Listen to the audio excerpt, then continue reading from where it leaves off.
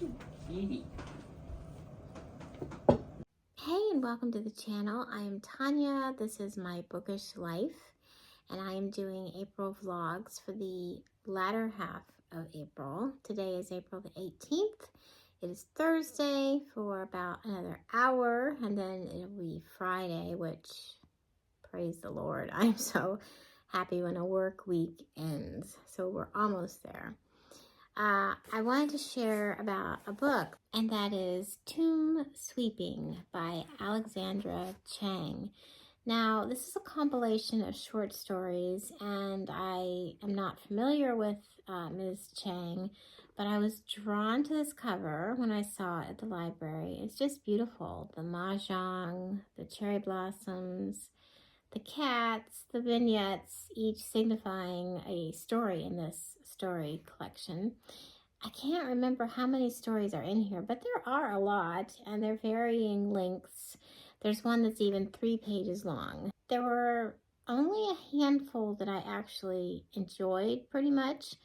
To be honest, literary fiction is hard for some readers, and I really enjoy literary fiction, and for the most part, I don't have any qualms with understanding it, because the way I see it, you just go in and read, and whatever you can glean from it, take it. Don't dissect it, don't try and analyze, and if you're having a problem with literary fiction, just be kind to yourself, the reader, because the author has an intention on what he or she wants to put in the story, in the novel, whatever it is, in the format. Being literary fiction, it might go around Robin Hood's barn to get there. It's not going to be as straightforward as, say, straight fiction is, in my opinion. So I think a lot of readers are turned off by literary fiction because it just appears to be deeper and harder to get through.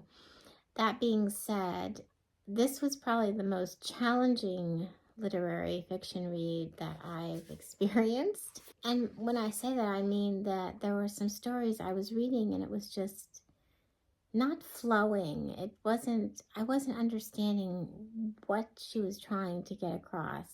But that's okay, because you move on and you go to the next story in this group, and there were others that I got. So, Tomb Sweeping, the namesake for the book, was towards the very end stories. And I was not aware of this ceremony, this tradition, ritual per se, in China and the surrounding vicinities, Indonesia and Malaysia and several others, that practice this. And it has several other names, but basically I believe it falls in the second week of April, around this time, and they go to the grave sites of their loved ones, and they leave tokens of food or paper to be burned, or flowers. But there are certain things that they take to the gravesite and leave, and the whole ceremony. And I found it really interesting. So in this story, this 12-year-old and her parents were going to her grandparents' grave, and they went to the cemetery, and they went to the cemetery store. I thought that was hilarious. I mean, shouldn't every cemetery have a cemetery store? And they buy nuts and flowers, and to take to the grave. The neighbor grave, their family that was visiting was playing music, and she was saying how nice that the music was, and they prepared these things and put them on the grave so that in the afterlife they would have these things, and that they would be happy with these things. And I just thought that was a really interesting concept and tradition, and I find that I learn a lot of different things culturally that I don't know about other cultures when I read books, especially set or around Asian culture. I find it really, really interesting. When I started listening to podcasts, at some point, I started searching for authors or names of books that I was reading or interested in. So today I was on the podcast app and I searched for this author and the title of this book, and I came up with a podcast called Burned by Books. I think that's what the name of it was. And it was an episode from December of last year with the author talking about this book. It was a wonderful background from the author herself talking about the stories and a little background on what made her write what in the book.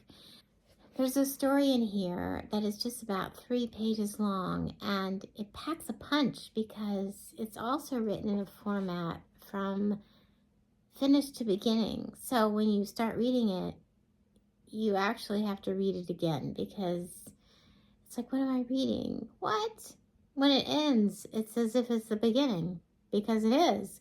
So after rereading it, and hearing the author talk about that format, it really helped again with the reading experience. Am I making sense? It is quite late. It's really helpful to go to podcasts and social media and look up titles and authors. It just gives you an added benefit when you're reading a book. Okay. I hope you've had a really good Thursday, and I will see you tomorrow.